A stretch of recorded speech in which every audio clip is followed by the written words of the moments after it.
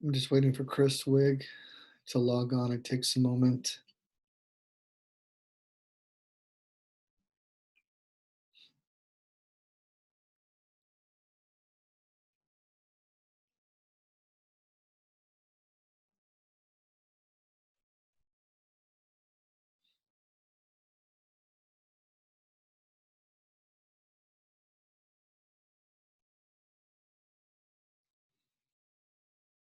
Still relatively new to using the media, this new technology, so I'm not quite sure how to edit and do some of those other things, but I'll work on getting that skill. Most important thing is getting the content out via the interviews, the things that we're trying to communicate to the public right now.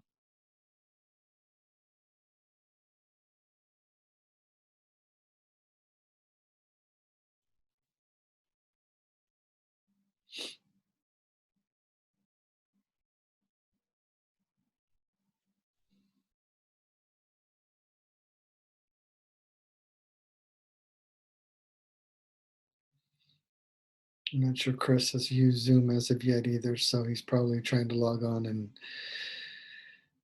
trying to figure out that process as well. So we'll give it just another couple of minutes. Please bear with me as we patiently wait.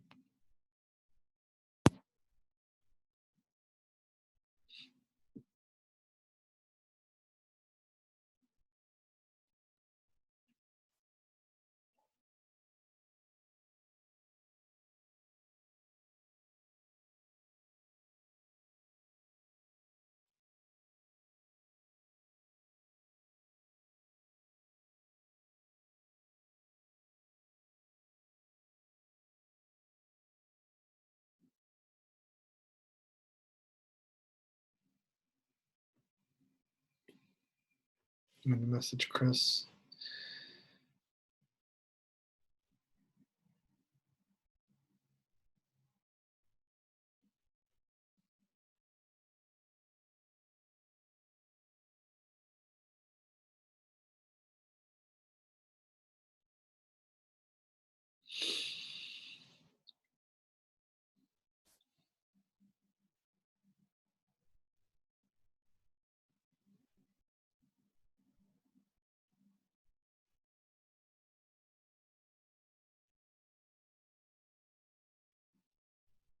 Sorry for the long delay of silence.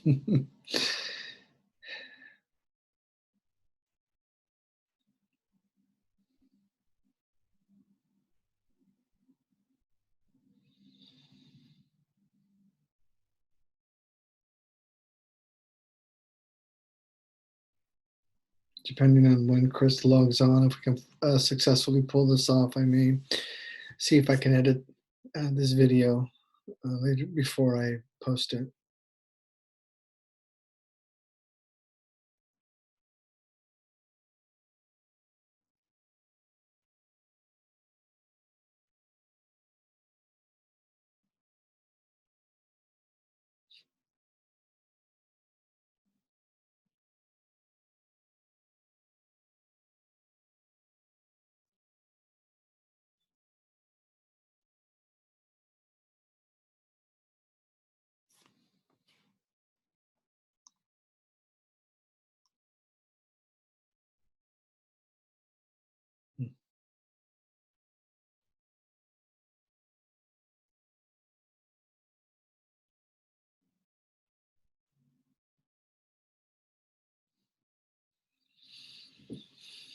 Well, I'll definitely have to try to edit out this long wait. It's been about 3 minutes now. Hopefully, Chris will get a chance to successfully log on here fairly quickly. I've just messaged him to see if he was able to, if he received the code that was necessary. I sent it about 15 minutes ago. But this new technology for and Zoom is a new technology for a lot of people, and it can be real challenging to try to get it implemented, downloaded, and get it figured out on the fly. There he is. It says he's logging on. Very good.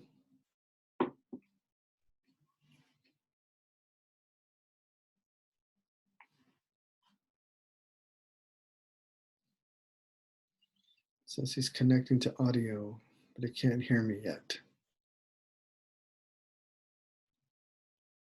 Chris, can you hear me?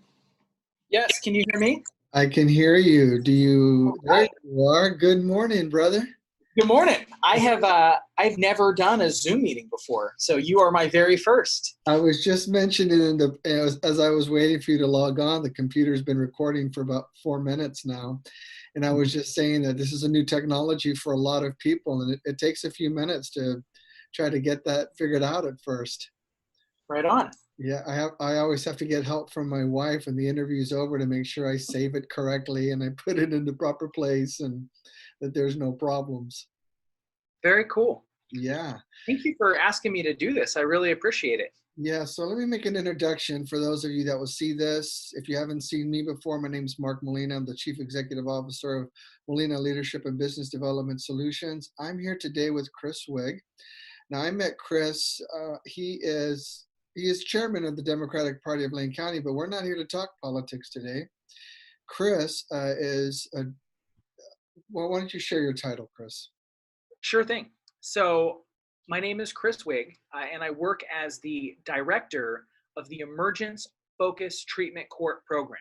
And what that means is that for folks who are involved in the treatment courts in Lane County, we have 4 treatment courts. We have the juvenile treatment court, which my program does not work with, but we have what's called the adult treatment court, which is better known as drug court, the veterans treatment court, and the mental health court.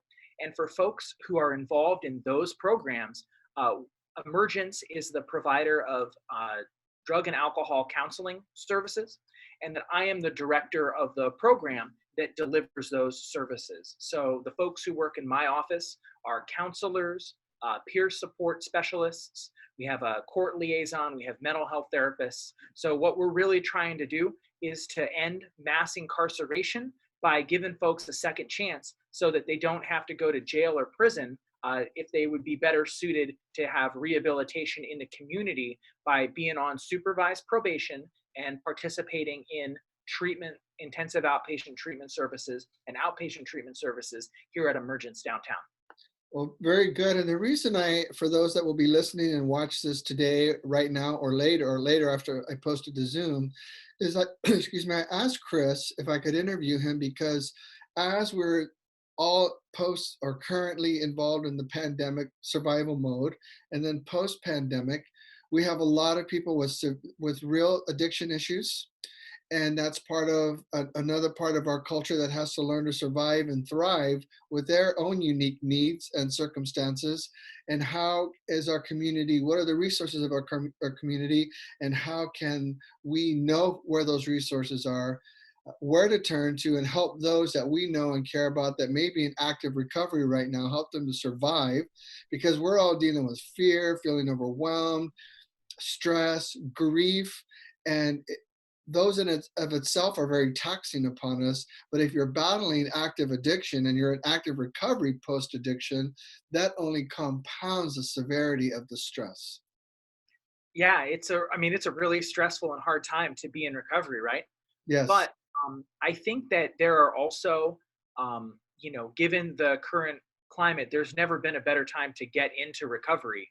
Because if you think about how much stress and chaos is going on in the world right now, like it's really hard to quit using drugs at any time. But right Yes. now, it is even harder to deal with that stress and that chaos in the world if you're still getting high. And so I think that this is a really good opportunity for people to get into recovery. And I Mhm. think that because while a lot of treatment centers like Emergence have really, really cut back on their in-person appointments. And Mhm. so right now that we're not having clients come in for individual sessions, we're doing those sessions telephonically. That right now we're not having group, but our group therapy sessions are going to begin soon over Zoom, just like this. So I'm really glad Very that I good. can check it out with you today. Sure. Things like that, where we have these resources where people can now get into a treatment program and participate from their own house, from their own home. And then Yes. some of the barriers to getting into treatment, like especially for people who might live in a rural area, that if you have a phone now, you can get an assessment with a drug and alcohol counselor, and that you can get into a treatment program where you're participating over the phone. And that this is similar. One of the, I didn't tell you very much about the agency of Emergence, but in addition to substance abuse treatment for drug court, we also work with folks who have DUIs and are in treatment. We have work with folks who are on parole and probation, that they have drug treatment. We have a mental health program, but we also work with the statewide gambling hotline. So if you go to a Lottery Deli and you see that 1-877 My Limit on the side of the video poker machine, if you call that number, you're actually calling Emergence.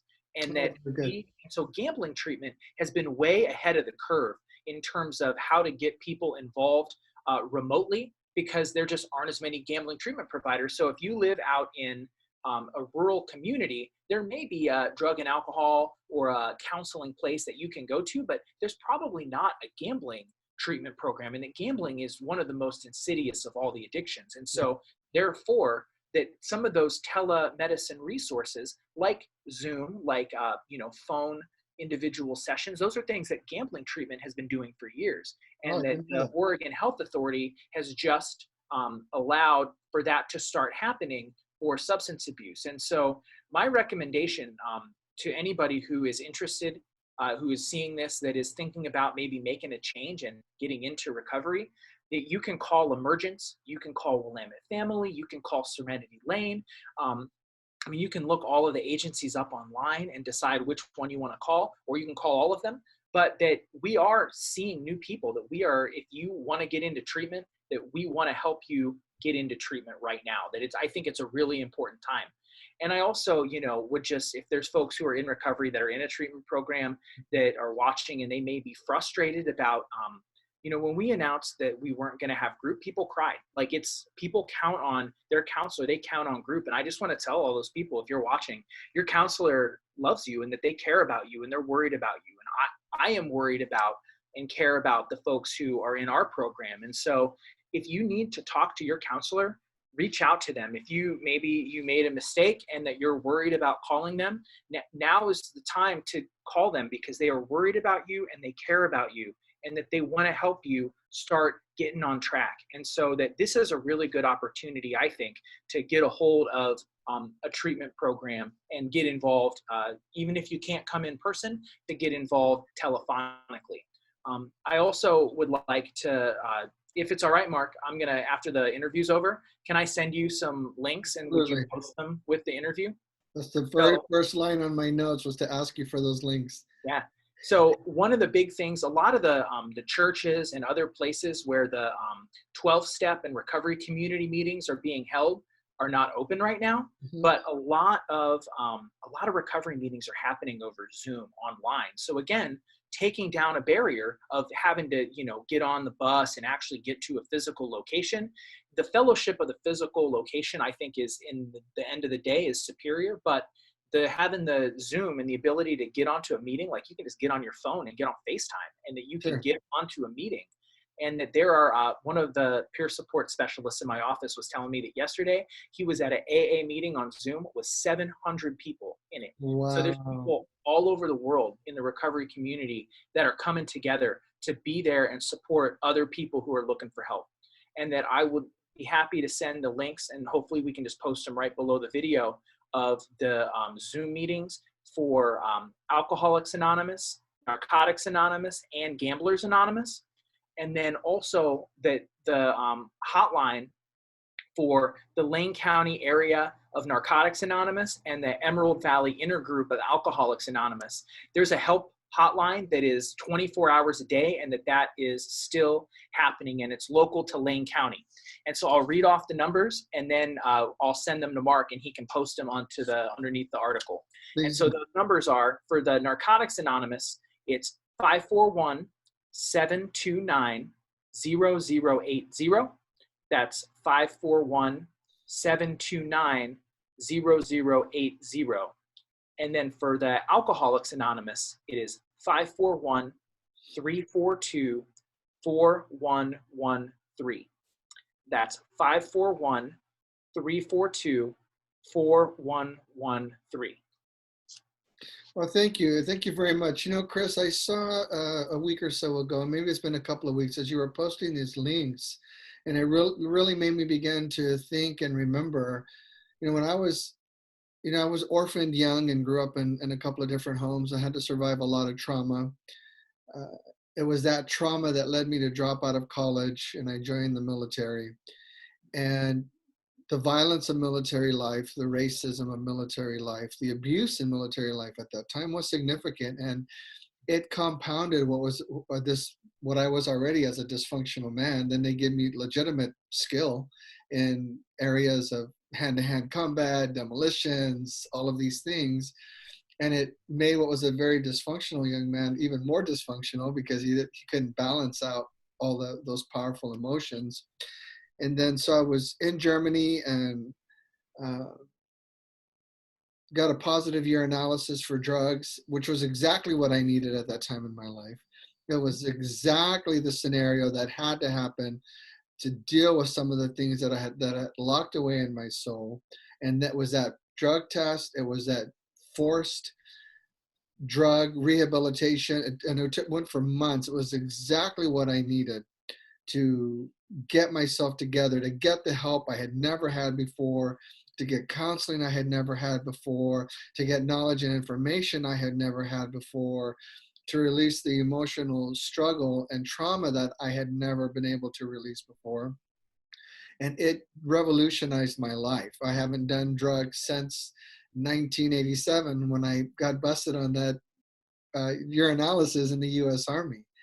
Yeah, and so I was also a mentor in the Veterans Drug Court here in Lane County, and I was on the Veterans Advisory Board down in Texas. And so the issues with veterans, this conversation is not confined to veterans as it is just remembering watching their drug, their alcohol abuse, their trauma, their post-combat trauma, their trauma from the challenges of military life.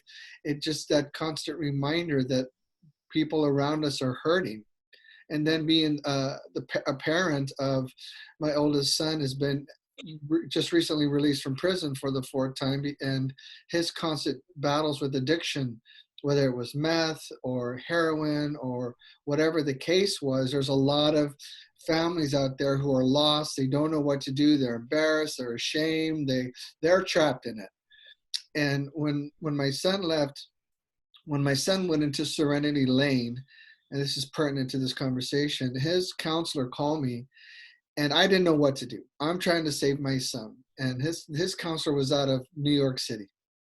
And his counselor said to me, Mr. Molina, I see what you're trying to do with your son, and I see that you are trying to save him. And I'm calling you to tell you today you can't save him. He said, I was your son. And everything that your son has done to you, I did to my parents multiple times. And my parents kept trying to save me instead of letting me go all the way down to where I had to turn my life around. He said, no one knows what that means, when you have to fall a certain level. I think your screen fell down, your camera went down, Chris. Oh, got it. Yeah. And so, as a parent, I didn't know what to do. I didn't know how to handle it. It was, he's getting into legal trouble. He's getting arrested. You add all of those things upon the addiction cycle. And so I was lost as a parent, and it was his counsel to me, you got to let your son hit the bottom. Whatever that means for him, no one knows, but you got to let him get there. And so it is such a complex picture. So many people are affected in so many ways. And right now with the added pandemic stress, I agree with what you said about this is a good time to get help because it's there, but it also compounds for everyone who's in an addiction cycle with someone they love on top of everything else they're experiencing. So this is why I wanted you to speak with you today and let you talk about how people can get help. Mm-hmm. Yeah, thank you very much for sharing your story with me and with all the people who are going to watch. That it takes a lot of courage to share about yourself, and that when I hear that story, I think of the story of many of the veterans in my program, many of the folks who were in addiction and now living in recovery. that one of the things that I love about this work is that, and that I learned through it, is that every single person has the ability to change, that no one is too far gone to change. And that if you think that you are too far gone to change, you're not. And Yes. that if someone out there thinks that their, husband or wife or son or daughter is too far to change, that's not true. That everyone can change if they decide that they're going to do that. And that there are, different schools of thought, I think, about, how the change process works. But I think that the best way to start, is the old fashioned, tried and true pros and cons. Like, what is the pros of staying the same? What is the cons of staying the same? What is the pros of making a change? What is the cons of making a change? And that, that's a really great exercise that anybody can do just on a piece of paper or even mentally, that doesn't involve, a treatment program. It doesn't involve a lot of, fancy stuff, that anybody can do that. And that if it turns out that the pros of making that change, ultimately at the end of the day, the reason that people change is because the pain of staying the same is finally greater than the pain of changing. That Yeah. it's hard to change. It's hard to change things like a diet and an exercise pattern. And that those are things that are not where a person is physiologically and psychologically dependent on a substance. And so I think that it's, at the end of the day, it's that pain of changing, right? Because there's a very real pain of changing. It's not sunshine and rainbows once you get Right. into recovery, right? That it's hard to change. It's hard to live a different way. And it's hard to, have to make an amends and reckon with some of the things you've done. But at some point, for a lot of people, and I mean for everybody in recovery, that pain of change is less than the pain of staying the same and keeping on doing the same patterns of behaviors, the same people, the same places, the same things, the same dangerous situations, all of that kind of stuff. And that once that pain of changing, becomes less than the pain of staying the same, people start to make very real changes. I mean, I've worked at Emergence for 5 years, and that I've been the director of this program for about 5.5, and I've been the director for about 3.5. So I've seen a lot of people in that time. In 5 years, I've seen a lot of people change. People who, somebody in their 50s who got their first job ever in their whole Right. life. First job, that's amazing. Like that is the level of accomplishment of that. Seeing people who dropped out of school in middle school get their GED and enroll in Lane Community College. Like that, it's amazing what people are amazing. And that one of the things that I don't like when people, I don't like a lot of the debates around like who is worthy of help and who isn't, because I think everybody's worthy of help. But one of the things that I think that would surprise a lot of people about that aren't familiar with addiction or the recovery community is that people who've experienced addiction and that are now in recovery, or even before they get into recovery, are some of the most resilient and resourceful people in our community. Yes. So, the idea that, I'm honored. I feel honored to have the job that I have and to work with the people that I do. But the idea that I am more of an expert on recovery than the folks who have that lived experience, I think is ludicrous. That I'm not the expert, right? Like I can help people to, experience the change process. But at the end of the day, right, like everyone is the expert of their own lived experience. And so, I think that I work with folks who are sent by the court and that are involved in a court program. And so I think that the court is a really, can be a very effective, component of a change program, because, it's again, that pain of change versus the pain of staying the same. Well, the court can increase the pain of staying the same, right? But people are not ever going to change in the long run because a court told them to, or because their parents told them to, or because anybody told them to, right? Like when people change in the long run, it's because they want to. And that one of the things that I've seen over time is that when people, start to get some clean and sober time under their belt, they start to, have more positive relationships, they have a little money in their pocket, that their life gets better. Yes. And that once that life gets better, right? Like now, instead of a downward spiral, you're on kind of an upward spiral, or like the snowball rolling down the hill, because one good thing begets another thing. So, you're clean and sober, you are building some good relationships that are positive with other men in recovery. Then, one of those men in recovery works somewhere where, you know, they need to hire another guy on their crew. Maybe they hire a lot of people who are in recovery. There are a lot of businesses in our community that I think are amazing in the terms of that they will hire people who are in recovery or who have, you know, a criminal justice experiences in their past. And so we'll hire them. Now you have friends in recovery and a job, right? And so now that you have friends in recovery and a job, you're making some money, and that you can pay down your overdue child support or your restitution or whatever it is. And all of a sudden, those good, just how those bad experiences in the past kind of would stack up and augment each other, now the good experiences are cascading just like that. And that, you know, that's what I mean, it never gets old seeing that for people. Like it honestly, like, you know, being a drug and alcohol counselor, I feel like is like 9 times out of 10 is like bang your face into your desk levels of frustration. Sure. But the 10th time, Mark, is like, it restores your faith in humanity. And that watching people change and grow, that is faith in humanity. And that at this particular time in our history, I think that we need a lot more faith in humanity than what we are seeing when, you know, people are stocking up on, you know, 60,000 rolls of toilet paper and cleaning out the canned goods and pasta sections, right? That it's time to be a community. And one of the cool things about the recovery community, just in my, you know, again, as an observer, I can't speak for the community because I'm not a member, but as an observer, I've seen the recovery community in this crisis just wrap its arms around people and to just become even more welcoming, more open, more compassionate than ever before. And that it's an inspiration. Now, you mentioned 2 organizations. Thank you for all of that, Chris. I got some questions. I don't want to lose track of some questions. Can you tell me, and for those that will be listening and they may have family members or friends that need support, what role, you mentioned 2 organizations, Lane County Mental Health and the Oregon Health Authority. Can you tell me a little bit about those 2 separate organizations and how they interact with what you do?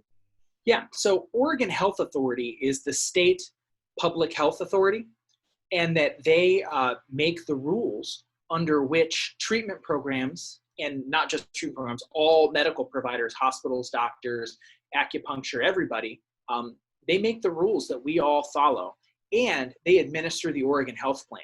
So folks who are, you know, low income or disabled and that would, you know, get their health coverage through Medicaid, in Oregon, those folks get their coverage through the Oregon Health Plan, and that is administered by the Oregon Health Authority. Lane County Behavioral Health is the public service provider for mental health, and they do some addiction services. That is an entity that is a part of the county government. And so all the folks who are therapists or peer support who work at Lane County Behavioral Health are county employees, and that the capacity that they have is much lower than the number of people who need help, which is why it turns out that nonprofits like Emergence exist, that we're here to also, you know, that Lane County Behavioral Health, I guess, you know, technically they're a competitor in the marketplace, but we don't see it like that. But we see, you know, one of the great things about, I think, about the kind of the ecosystem of care in Lane County, at least for behavioral health, is that all of the different service providers, we all work together. And so it's not necessarily, while maybe in the classic marketplace definition, we are competitors, that we all have different niches in the market and that we're all helping different people kind of side by side, shoulder to shoulder. And so there's Lane County Behavioral Health, which is the public health authority.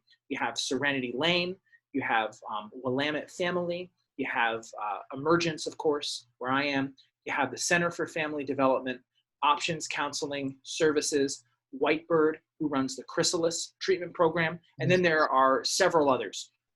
But that those are kind of a lot of the main players in the ecosystem, and that right now that the directors of those agencies are all talking to each other, and that we're all sharing information about how do we help people in this, you know, kind of, the word unprecedented has been bandied about, but it really is in an unprecedented, certainly in modern times. I mean, since, you know, the 19 days, that this is the first time that something like this has happened. And so you have everybody's trying their best and talking to each other, and that just like the recovery community has banded together, I think the treatment providers have banded together as well so that we can, we can help the most people get to the best outcomes that we can.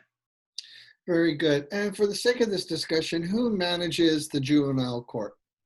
So the juvenile court, oh, I didn't mean to leave them out, but so the juvenile court is run by the circuit court has the circuit court judges are assigned to juvenile court out at SERBU, and the treatment provider that works with those folks is either Lane County Behavioral Health in some cases or Looking Glass for the other cases. And so I did not mean to leave out our friends at Looking Glass, that they're amazing partners and that they're doing most of the work with juveniles in Lane County. Okay, because you had mentioned the 4 treatment courts, and so I just wanted, for the sake of people being able to hear, who handles the juvenile side, because you deal with adult court, veterans court, and mental health court. Yes, sir. So can you give me a description on each one of those, the adult, veterans, and mental health? What's the distinction? So I would say that that's a really good question. And we could do a whole interview about this, but I'll try to keep it short. So I really believe in treatment court. I think that treatment court is one of the things that I'm really concerned about, not just as a treatment director, but as a citizen in the community, is mass incarceration. I think that is a major problem in our society. Oregon is in a good spot on that front more than almost any other state because we do not have private prisons. But, if you look at other states too, a lot of the, incarceration of folks that are people of color, people of lower socioeconomic status, that a lot of that is nonviolent drug offenses. Yes. And especially nobody should go to prison for having marijuana on their person or smoking marijuana. That's ludicrous.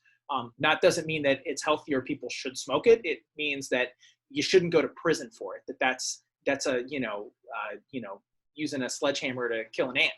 And that part of what we're talking about when we're talking about reducing mass incarceration is not necessarily letting people off the hook who commit crimes, but what is the best way to actually help these people to change their lives around, to change their behaviors so that they can be a better, family member, a better employee, a better citizen in our society or a member of our society? How do we help people?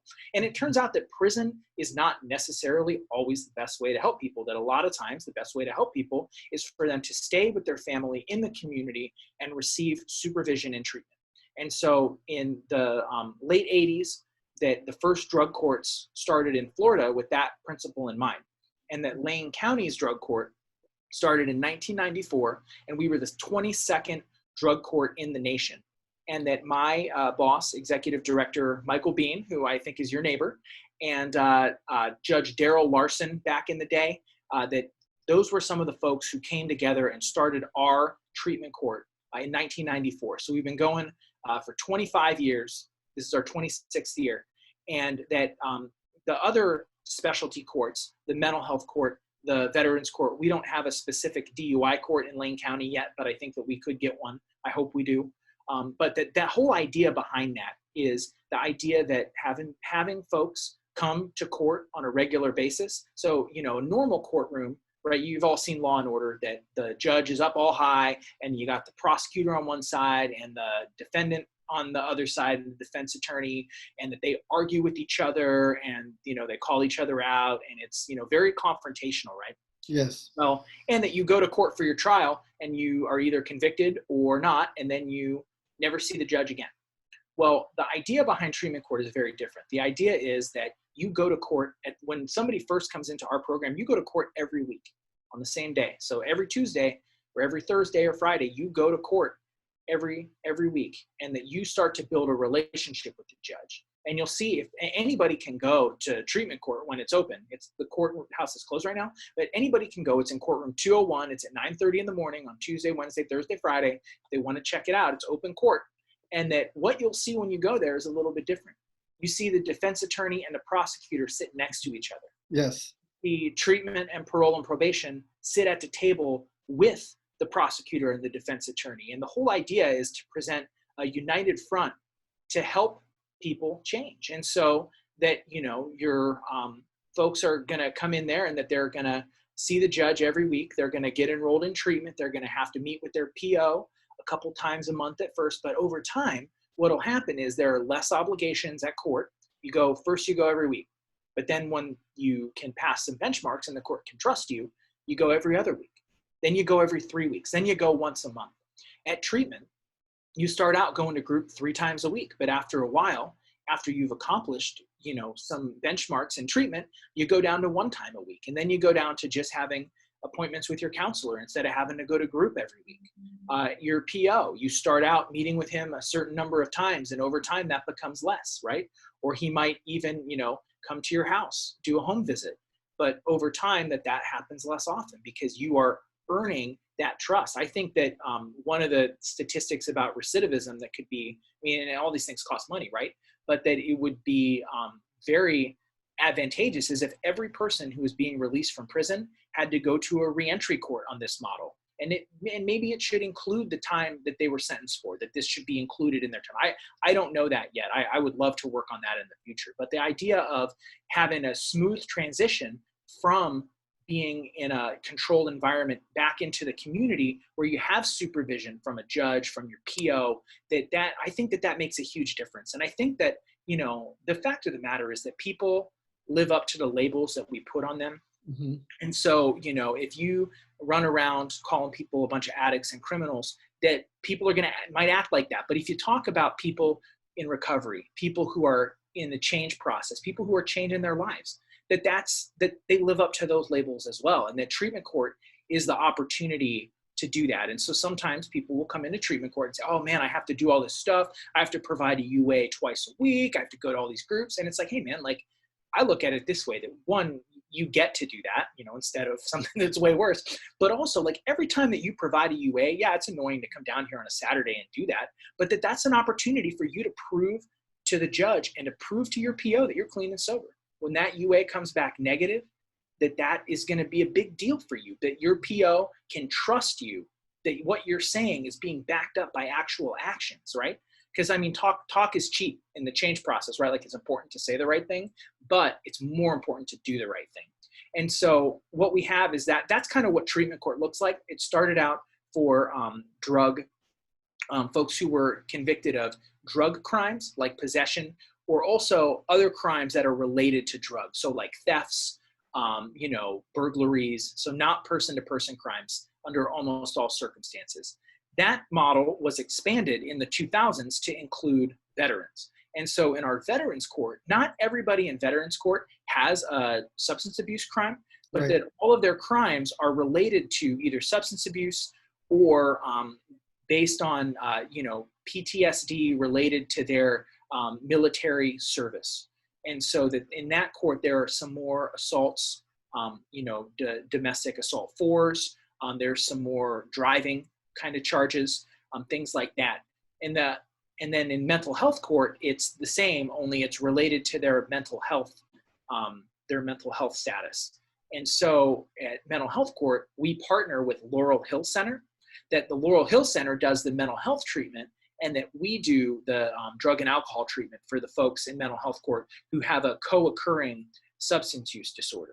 So that's the idea behind it, basically, is that you start out with a lot of supervision, and that as you meet the requirements and that you're able to earn that trust, you get to have more and more freedom until at the end of the day, you graduate. And in many cases, what will happen will be charges will be dismissed. Yes. And that in some other cases, that what will happen will be that a prison sentence, which is, you're sentenced to a downward departure. So if you are not able to complete, that you're looking at a term in prison, that if you complete treatment, that you won't have to go to prison. So that's a really big deal.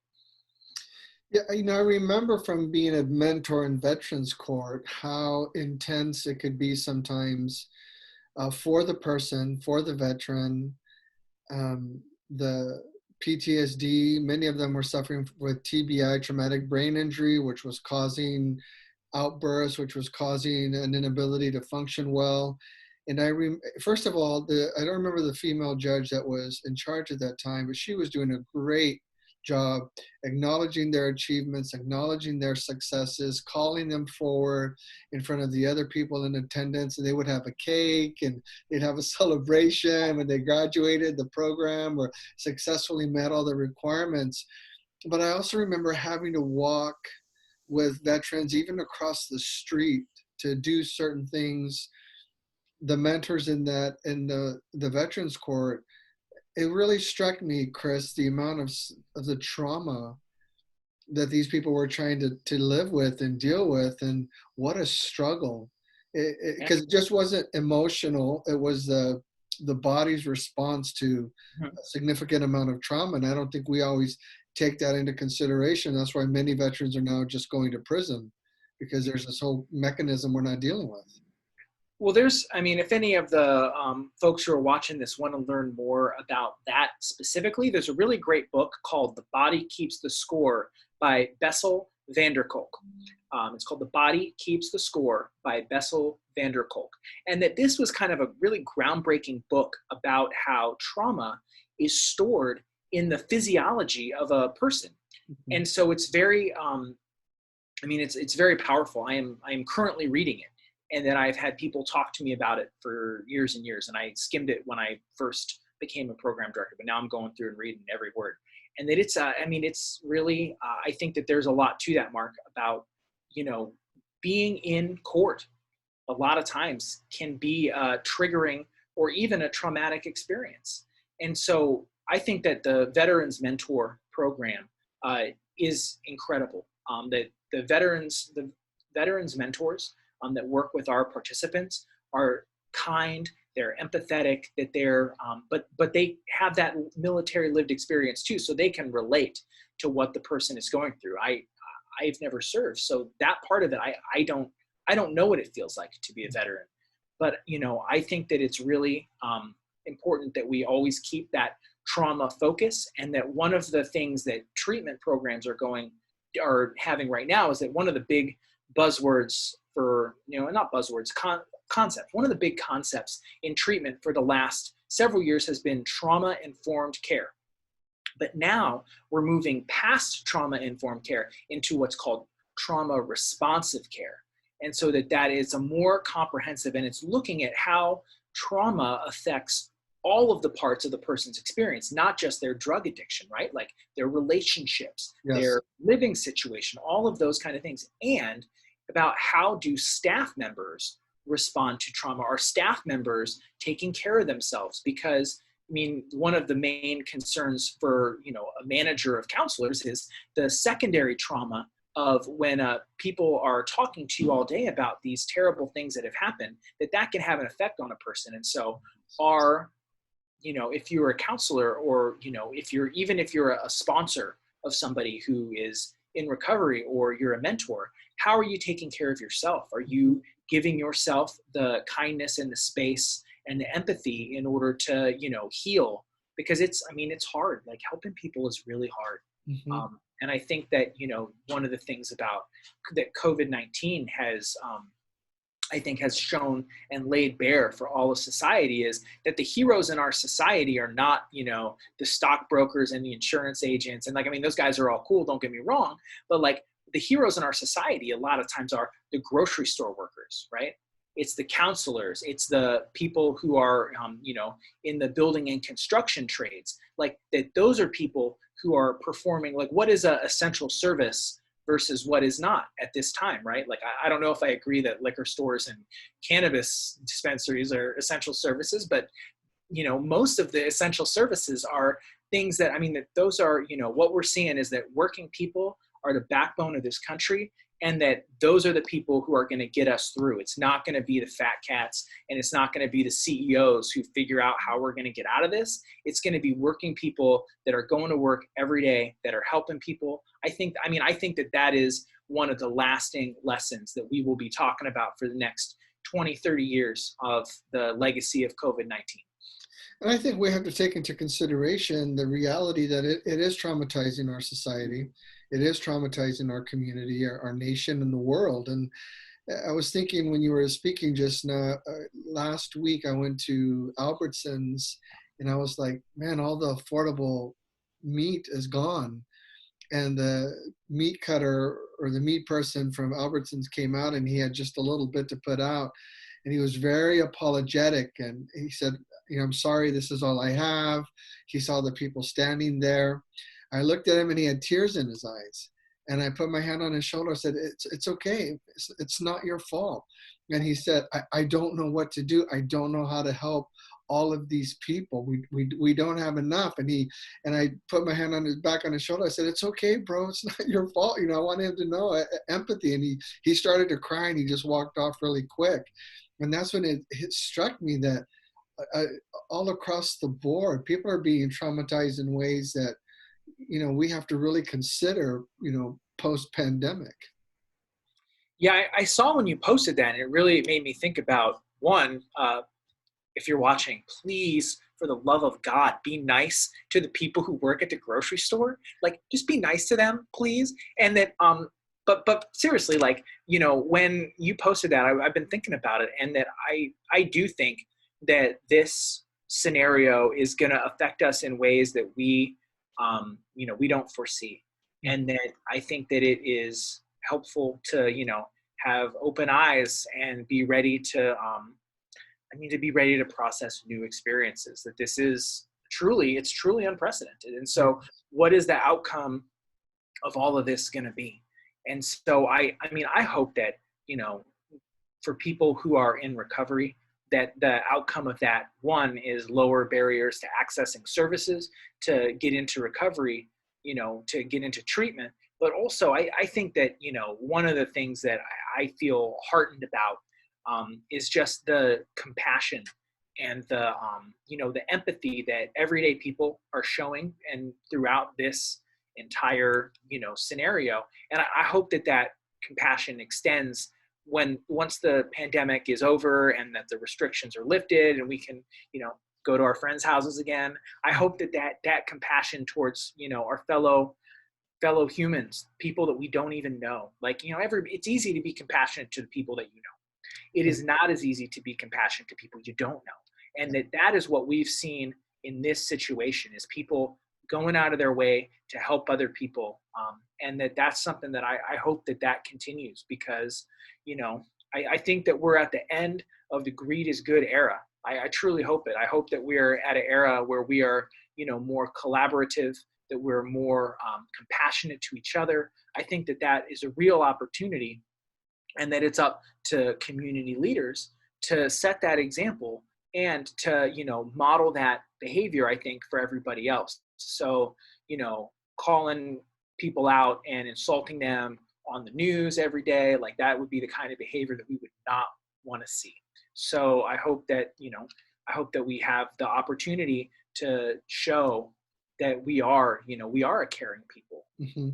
I think that we are, and that my work working in, drug and alcohol treatment shows that there are a lot of caring people that are out there. Mm-hmm. Now, you said earlier, I want to go back to something you said regarding mental health. People are treated at Laurel Hill Center. Mm-hmm. I've never heard that. Can you talk to me about that a little bit? Sure. Laurel Hill Center is a nonprofit mental health treatment center, and it is over kind of across from Autzen on Centennial Plaza. Okay. And so how does a person get access to those services? Are they court directed, or what other venues are available or avenues are available if someone, or you think you as an individual, you need help? So I'm not sure what all of their referral sources are, Mm-hmm. but I think that a really good place to start, so that the court can recommend people go there, or parole and probation, but they also see a ton of people and help a ton of people that are not on court supervision. And so I don't know what the specific requirements of their programs are, but I think that the best way to find that out is to look at their website, or to call them directly and ask them about what programs do you offer. One of the cool things, I don't know if it's cool, one of the things that I think is going to be, I think that the community in this time of, kind of scarcity and of Mm-hmm. need, is that the community is taking an inventory of, what programs are there, and what groups are offering what kind of services, right? And so I expect a lot of people will be reaching out a lot of, I mean, I have been taking calls at Emergence just when I'm the random person who picks up the phone about, this person who I'm thinking about getting into drug treatment. And so it's, I mean, people are calling to ask for help. And so if you're think that you are a person who, if you or someone needs or wants to get involved in treatment for mental health services, there's a couple things you can do. One is that you can call the Lane County Behavioral Health, that's the public health authority. The capacity there is lower than the number of people with the need, but you might meet the requirements. That you can call the different nonprofit providers. So for mental health services, you're talking about Laurel Hill, you're talking about Emergence, Willamette Family, Options, Center for Family Development, and then there are several private practitioners. One thing that you can do is you can talk to your primary care doctor and see if they can make a referral for you. Mm-hmm. And also, if you're on OHP, you can call either Trillium or Pacific Source, whichever CCO that you're enrolled on, and mm-hmm. see what providers are accepting new patients. And that's one of the customer service functions of the CCO, is that they're supposed to know something about that. And so you can give them a call, and that's a resource to get plugged in as well. Now, where can homeless folks in our community go that may need some kind of intervention or support? So that's, that's a really tough one, because a lot of folks, whereas the barriers of, getting into treatment for folks who have access to the internet and a phone are going down, the barriers to folks who may be unhoused or don't have access to technology could be going up, and especially because the library isn't open, where people can't get on the computer the way that they will be able to again once the pandemic is lifted. And so I think that a really good place to start is to start by checking in with Whitebird. And I think that for a couple of reasons. Whitebird has a really good drug and alcohol treatment program called Chrysalis. They also are kind of the go-to spot to get enrolled with the Oregon Health Plan. Mm-hmm. And that the folks, if someone is unhoused, it is almost certain that they qualify for the Oregon Health Plan. So if you're not on the Oregon Health Plan, that's a good place. That's like a really good first step. If you are on the Oregon Health Plan or not, and that you want to sign up for treatment, you can contact Emergence. You can call our office, and that we can connect you to somebody who can, tell you what the program is like. A lot of Emergence's programs are court mandated, but we have a couple of groups and a couple of situations that are not court mandated for drug and alcohol treatment. I think also checking in with Willamette Family by either going, I don't know if it's open to walk-ins right now or not, but to call the Willamette Family Rapid Access Center is another place where Willamette Family has a lot of groups, and they have a lot of different levels of groups and different kinds of groups, and that they have, a lot of options over there too. And so, unfortunately, there's not like a one-stop shop, and that maybe when they, they're talking about building a navigation center as a part of the recommendations from the TAC report. For folks who don't know, that the county, Lane County, and the city of Eugene commissioned a report from a consultant expert about what are some things we can do about homelessness, and that they had a list of 10 suggestions. And one of them had to do with creating some kind of navigator center or navigator programs to like get folks who are unhoused connected to services. And so until we have that, unfortunately, the thing that folks are going to have to do is the legwork of, calling each of the places or going there. If once the lobby is open and you can check in person. I liked what your description ecosystem regarding the recovery ecosystem in our community. It was very broad, lots of different options, lots of different support processes, methodologies for men, women, family, children. If someone came to your organization, Emerge, because I had never really heard of it before. I mean, I've heard of it from the Veterans Court, but I guess I didn't understand. I thought it was more like a referral treatment-based program as opposed to listening to you speak, the scope of services that you have? What does Emerge offer? So Emergence has Emergent. several programs that we have. So I am the director of the drug court program. And so my program, the only way that you get into it is that you petition into one of the treatment courts, drug court, veterans court, or mental health court. The Endeavor program, which is down the street on 14th and Oak, that program is also a sole referral from parole and probation. So if you're on supervised probation and your PO says you need to go to treatment, or you live at sponsors and you need to get treatment, that is the program that you go to. And so those two programs are pretty, like the entry into them is pretty controlled. Now we have another set of programs that are a little bit more open. We have a program called Discovery, which is almost all DUIs, although there are a few MIPs, people who are older than 18 but younger than 21, who are arrested for having alcohol or cannabis, that can go into those programs. Mm-hmm. And that those are kind of self-referred, that a person, if you have a DUI, you contact Emergence to get into that program. And then we have what's called the Threshold program, which is a self-referral. Some people in that program are, they're not on supervised probation, but like a criminal justice entity will ask them to go. But most of the people in that program are self-referred. So people who, like the people we're talking about, if you have a drug and alcohol problem and you want to get into treatment and for whatever reason you want to try Emergence, that's the program that you would likely be placed in. And then on top of those programs, that Discovery, DUI, and Threshold, the kind of voluntary treatment, we have that here in Eugene. And we also offer that in Albany. We offer it in Florence, and we offer it in Lebanon. And Cottage Grove, and we have an office in Springfield. So all of those kind of places do the DUI and the not court mandated treatment. And then on top of those things, that's like our core drug and alcohol treatment offerings, we have a mental health program that is currently, I think, that is on a wait list, but that program includes counseling. It includes EMDR, which is the rapid eye, it's like an eye movement therapy. Mm-hmm. We also have a thing called neurofeedback, which is another trauma-informed, trauma-responsive therapy option. And we have a really awesome, it's really awesome. It's called Comprehensive DBT program, dialectical behavior therapy.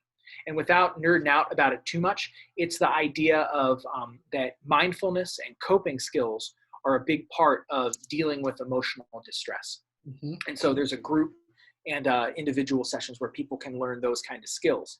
And then in addition to that mental health program, we also have a gambling program as well, the disordered gambling treatment. And then also as part of our mental health program, we have, I left two kind of niche programs out. With the mental health, we have a program where we help folks who are members of the trans community in a positive, accepting manner, that there are some specialized services that folks in that community need to have access to, and that we can help people find the access to the services that they need.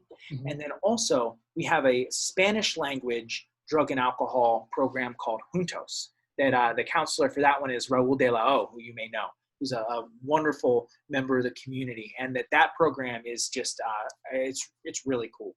And so that the group is conducted in Spanish, that it is all Spanish language. Very good. So that's a very broad spectrum of services for what is, a broad community of people. Yeah.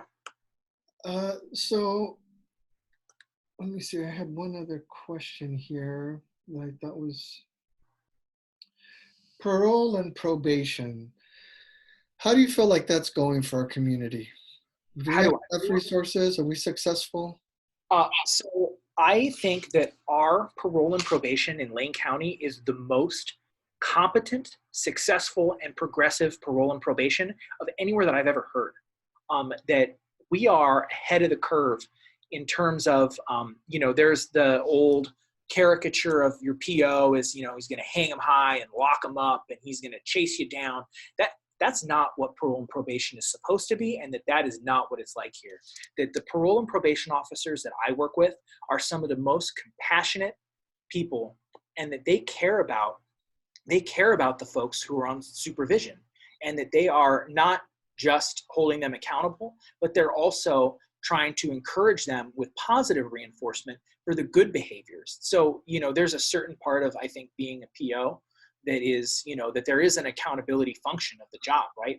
But that's not the only function. And that, you know, I think that our parole and probation department, you know, and a shout out to their director, Donovan Dumeyer, and the POs who work at treatment court, Dean Alft, Jeff Bunn, and Joe Swope, that those are folks who they take the community safety part of being a PO, which is, I mean, really like, you know, the business literature says you put the first thing first, right? The first thing first, why we have parole and probation is to help keep the community safe. And that the way you keep the community safe isn't always just lock everybody up and, you know, chase them around, right? Like, it's help people. And that is what our parole and probation does. And so I have more confidence in our parole and probation than I have in almost any other component of our local government in Lane County. Very good.